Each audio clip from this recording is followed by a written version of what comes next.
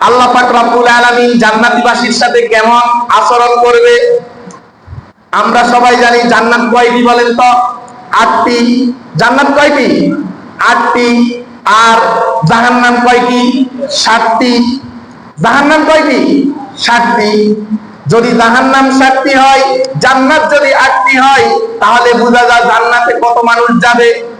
পৃথিবীতে আমরা যদি 650 কোটি মানুষ হই বা 750 কোটি মানুষ হই, যদি 750 কোটি মানুষ হই, এর মধ্যে মুসলমান হচ্ছে 200 কোটি বা 200 কোটির চেয়ে একটু বেশি। আর মুসলমান ব্যতীত অমুসলিমরা বিনা হিসাবে জাহান্নামে চলে যেতে হবে। তাহলে মুসলমানদের জন্যই জান্নাত আল্লাহ পাক রব্বুল আলামিন তৈরি করেছে। সুবহানাল্লাহ বলেন। সুবহানাল্লাহ। অমুসলিমদের কোনো কি নাই, আগ্রহের নাই, কোনো আপত্তি নাই, কিছুই নাই, যাও গো টু জাহান্নাম, তোমাদের কোনো আর কোনো স্থান নাই। আমাদের স্থান অবশ্যই আল্লাহ পাক রব্বুল আলামিন জান্নাত দিবে যদি আমরা জান্নাতের কাজ করে যেতে পারি। আর যদি কোনো কারণে যদি আমরা জাহান্নামী হয়েও যাই, আল্লাহ পাক রব্বুল আলামিনের হাবিব বলেন, শস্য পরিমাণ যদি ঈমান যদি নিয়ে আমরা মৃত্যুবরণ করতে পারি, আমাদের শাস্তির পরে আল্লাহ পাক রব্বুল আলামিন অবশ্যই আমাদেরকে জান্নাত দিয়ে দিবে। সুবহানাল্লাহ। জান্নাত হলো 8টি। এর মধ্যে একটি জান্নাতের নাম দারুস সালাম। জান্নাতের নাম কি বলেন? দারুস সালাম। সবাই বলেন জান্নাতের নাম কি? দারুস সালাম। ওই দারুস সালামে আল্লাহ পাক রব্বুল আলামিন বিশাল একটি মাঠ রেখেছে। যেই মাঠটি হলো 8টি জান্নাতের মানুষের দারুণ ক্ষমতা নেওয়ার মাঠ। সুবহানাল্লাহ বলেন। আল্লাহ পাক রব্বুল আলামিন যখন হিসাব কিতাব কমপ্লিট করে জান্নাতীদেরকে জান্নাতে পাঠাই দিবে, জাহান্নামীদেরকে জাহান্নামে পাঠাই দিবে, তখন আল্লাহ পাক রব্বুল আলামিন বলবে, ফেরেশতাদেরকে বলবে, ও ফেরেশতারা, আমার 8টি জান্নাতের মধ্যে তোমরা এলান করে দাও, ঘোষণা দিয়ে দাও, আমার সকল জান্নাতি মানুষগুলা যেন দারুস সালাম জান্নাতের মাঠের মধ্যে উপস্থিত হয়। সুবহানাল্লাহ বলেন। সবাই জান্নাতে যখন, প্রতিটি জান্নাতে যখন ফেরেশতারা যে ঘোষণা করে দিবে, আল্লাহ পাক রব্বুল আলামিন নির্দেশ দিয়েছেন, আল্লাহ পাক রব্বুল আলামিন আদেশ দিয়েছেন, সবাইকে জান্নাতুস সালাম নামক জান্নাতের যে মাঠটি রয়েছে ওই মাঠে একত্রিত হও। সুবহানাল্লাহ বলেন। সকল জান্নাতীরা সেখানে সমবেত হবে, একত্রিত হবে। হওয়ার পরে আল্লাহ পাক রব্বুল আলামিন আপন কুদরতে তিনি 70,000 পর্দা নিয়ে ওই জান্নাতের স্টেজে বসবে। সুবহানাল্লাহ বলেন। আর পাশে আর একটি চেয়ার আছে। সেই চেয়ারটি হচ্ছে কার জন্য বলেন? আল্লাহ হচ্ছেন সে জায়গার সভাপতি। আর প্রধান অতিথি হলেন আমাদের প্রিয় নবী মুহাম্মদুর রাসূলুল্লাহ সাল্লাল্লাহু আলাইহি ওয়াসাল্লাম। সুবহানাল্লাহ। আল্লাহর পাশে একটি চেয়ার থাকবে, একটি কুর্সি থাকবে। ওই চেয়ারটির মধ্যে আমাদের প্রিয় নবী আসি বসবে। আল্লাহ বসা আছেন, ফেরেশতারা উপস্থিত আছেন এবং অগণিত বেহেশতবাসী উপস্থিত আছেন। একজনের জন্য অপেক্ষাবান, একজনের জন্য মাহফিল স্টার্ট হইতেছে না। তিনি কে বলেন তো? আমার আপনার নবী আশরাফুল আম্বিয়া ওয়াল মুরসালিন রাহমাতাল লিল আলামিন প্রিয় নবী মুহাম্মদুর রাসূলুল্লাহ সাল্লাল্লাহু আলাইহি ওয়াসাল্লামের জন্য আল্লাহ পাক রব্বুল আলামিন সেখানে এই উপস্থিত সবার জন্য অপেক্ষাবান ছিল। শুধুমাত্র আমার নবী মুহাম্মদ সাল্লাল্লাহু আলাইহি ওয়াসাল্লাম আসার অপেক্ষায়। সুবহানাল্লাহ।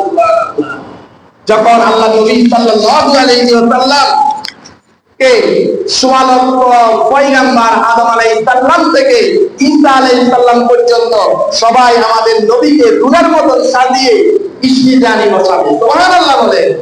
তখন সবাই বলবে মারহাবান তাইয়িবান মুবারাকান ফি ইয়া রাসূলুল্লাহ। সুবহানাল্লাহ বলে। সুবহানাল্লাহ। আসার পরে শুরু হবে আল্লাহ পাক রব্বুল আলামিন বেহেশতবাসীদেরকে বলবে, ও বেহেশতবাসীরা, বলো তো তোমাদেরকে আমি যে প্রতিশ্রুতি দিয়েছি, প্রতিশ্রুতি অনুপাতে তোমরা কি তোমাদের প্রতিশ্রুতির সবকিছু পেয়েছো? জান্নাতবাসীরা এক সুরে বলবে, অগণিত লক্ষ লক্ষ কোটি কোটি জান্নাতবাসী বলবে, আল্লাহ আপনি আমাদেরকে যা প্রতিশ্রুতি দিয়েছেন এর চেয়েও বেশি আপনি আমাদেরকে দিয়েছেন, যা আমরা কখনো কল্পনাও করতে পারি নাই। আল্লাহ পাক রব্বুল আলামিন বলবে, না, আরো একটা জিনিস রয়ে গেছে, যে জিনিসটার জন্য তোমরা অপেক্ষাবান ছিলা সেই জিনিসটা তোমরা বলতে পারো নাই। আমাদের নবী মুহাম্মদ রাসূলুল্লাহ সাল্লাল্লাহু আলাইহি ওয়াসাল্লাম, সবাই বলেন সাল্লাল্লাহু আলাইহি ওয়াসাল্লাম।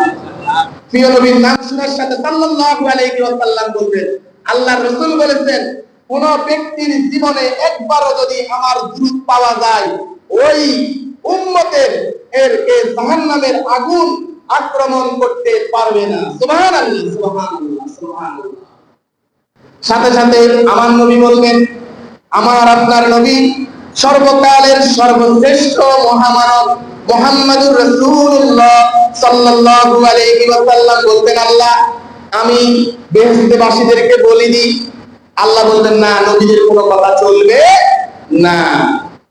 তখন আল্লাহ নবী বলবে, তাহলে আদি পিতা আদম বলুক। আল্লাহ বলবেন, না, হবে না। বলবে জাতির পিতা ইব্রাহিম বলুক, তাও হবে না। মুসা কালিমুল্লাহ বলুক, তাও হবে না। ঈসা রুহুল্লাহ বলুক, তাও হবে না। আল্লাহ রাসূল সাল্লাল্লাহু আলাইহি সাল্লাম কান্না স্টার্ট করে দিবেন। আল্লাহ পাক রব্বুল আলামিন বলবেন, হাবিব আপনাকে তো আমি কানার জন্য এখানে আনি নাই, আপনার সকল আপত্তি আমি পূরণ করেছি। আপনি বলেছেন আপনার কোন উম্মত যদি জাহান্নামে থাকে আপনি সন্তুষ্ট থাকবেন না, সেটাও আমি পূরণ করে দিয়েছি। আপনার কোন উম্মত জাহান্নামে নাই। সুবহানাল্লাহ বলেন, সুবহানাল্লাহ। আমরা সবাই কি জান্নাতি? আমরা সবাই কি জান্নাতি? আল্লাহর নবীকে যখন এমন আশ্বাস দিবেন, তারপর আল্লাহর নবী কান্না ভেঙে পড়বেন। বললেন, হাবিব আপনি আজকে কি চান বলেন।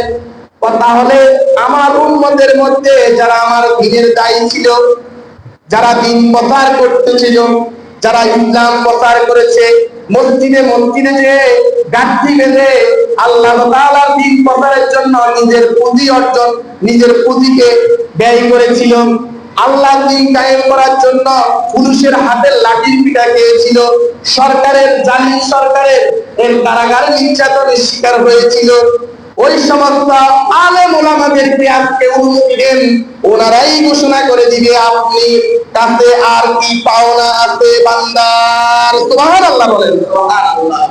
আল্লাহ সাথে সাথে বলবেন, হ্যাঁ আজকে আপনার সেই সমস্ত ওলামা ইকরামদেরকে অনুমতি দেওয়া হয়েছে যারা জমিনে কোরআনের 30 পারা কোরআন শরীফকে বুকের মধ্যে ধারণ করেছেন, যারা এলেম অর্জন করেছেন, আলেম ওলামা দ্বীন প্রচারের জন্য নির্যাতন নিপীড়নের শিকার হয়েছে, হ্যাঁ আপনারা ঘোষণা দিয়ে দেন। সাথে সাথে ফেরেশতারা যখন আল্লাহ তাআলা অনুমতি দিয়ে দিবেন, আল্লাহ রাসূল সাল্লাল্লাহু আলাইহি ওয়াসাল্লামের উম্মত নবীরা পর্যন্ত যে জায়গা কোনো চাঁদ পাই নাই, সে জায়গা আমি আপনির মতো আল্লাহর নবীর উম্মত আলেম ওলামারা চাঁদ পেয়ে যাবে। সুবহানাল্লাহ। সাথে সাথে আলেম ওলামারা বলবে, ও বেহেশতবাসীরা তোমাদের কাছে কি আমরা বলি নাই আল্লাহ পাক রব্বুল আলামিন পবিত্র কোরআনে বলেছে আল্লাহ পাক রব্বুল আলামিন আমাদের সাথে দিদার করিবে। সুবহানাল্লাহ, সুবহানাল্লাহ, সুবহানাল্লাহ। যখন আল্লাহ পাক রব্বুল আলামিন এর কাছে ফেরেশতাদের এই বেহেশতবাসীদের কাছে যখন এই ঘোষণা আলেম ওলামারা দিবে, বেহেশতবাসীরা সবাই এক সুরে বলবে, আল্লাহ আজকে কেন আপনি 70,000 নূরের পর্দা নিয়ে আপনি উপস্থিত হয়েছেন? আজকে তো আপনার সাথে আমাদের সরাসরি সাক্ষাৎ হওয়ার কথা, আজকে আমরা আপনার দিদার লাভ করতে চাই। সুবহানাল্লাহ বলেন, সুবহানাল্লাহ। আল্লাহ তাআলা সাথে সাথে বলবে কোন, সাথে সাথে 70,000 পর্দা সরে যাবে, সাথে সাথে বান্দা আল্লাহর দিকে তাকাই থাকবে, আল্লাহ বান্দার দিকে তাকাই থাকবে। কোন কোন রিওয়ায়াতে বলা হয়েছে 70,000 বছর বান্দা আল্লাহর দিকে তাকাইবে, আল্লাহ বান্দার দিকে তাকাইবে, আবার 70,000 বছর বান্দা সেজদায় থাকবে। কোন কোন রিওয়ায়াতে বলা হয়েছে কত কোটি কোটি বছর আল্লাহর দিকে বান্দা তাকাই থাকে, বান্দার দিকে আল্লাহ তাকাই থাকে, এই সেটা বলা যাবে না। সুবহানাল্লাহ বলেন, সুবহানাল্লাহ। আপনারা কি সেই মাঠের সদস্য হতে চান না? সবাই কি সদস্য হতে চান? তাহলে আমাদের প্রিয় নবীকে ভালোবাসতে হবে, আল্লাহ তাআলার হুকুম আহকাম পালন করতে হবে। তাহলে দারুস সালাম নামক ওই জান্নাতের মাঠের মধ্যে আপনি আমি সদস্য হতে পারবো। সুবহানাল্লাহ। আল্লাহকে কি দেখতে চান না আপনারা? অবশ্যই। জান্নাতীদের সবচেয়ে বড় পাওয়া হবে আল্লাহকে দেখা। জান্নাতীদের সবচেয়ে বড় পাওয়া কি বলেন?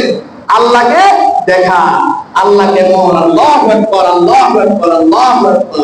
আল্লাহ তাআলা আমাদেরকে আল্লাহ তাআলা দিদার লাভ করার সে তৌফিক দান করুন। সকলে বলেন আমিন, আমিন, আমিন।